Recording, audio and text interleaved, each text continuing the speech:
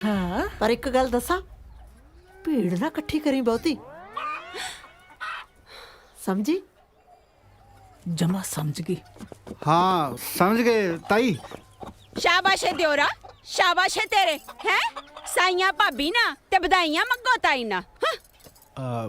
ਉਹ ਤਾਂ ਤਾਈ ਕਹਿੰਦੀ ਸੀ ਕਿ ਬਾਲੀ ਭੀੜ ਨਾ ਇਕੱਠੀ ਕਰਿਓ। ਫਿੱਟੇ ਮੂੰਹ ਤੇਰੇ ਵੇ, ਮੈਨੂੰ ਤਾਂ ਪਾਤੀ ਅੱਜ ਹੀ ਸ਼ਾਂਪ ਵੇ, ਮੈਂ ਤਾਂ ਆਂਢ ਗੁਆਂਢ ਦੀ ਭੀੜ ਨੂੰ ਕਹਿੰਦੀ ਸੀ।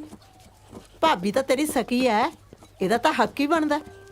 ਨਾਲੇ ਕੱਲ ਨੂੰ ਉੱਥੇ ਜਾ ਕੇ ਨਾ ਕਮਰ ਜਾ ਘੋਟੀ ਜਾਈ, ਘਮਰੂ ਜਾ ਨਾ ਹੋਵੇ ਤਾਂ। ਹੋ ਜਾ ਤੁਸੀਂ ਵੀ ਦੋਵੇਂ ਜਣੇ ਤਿਆਰ। नीतो वाट ला तैयारी।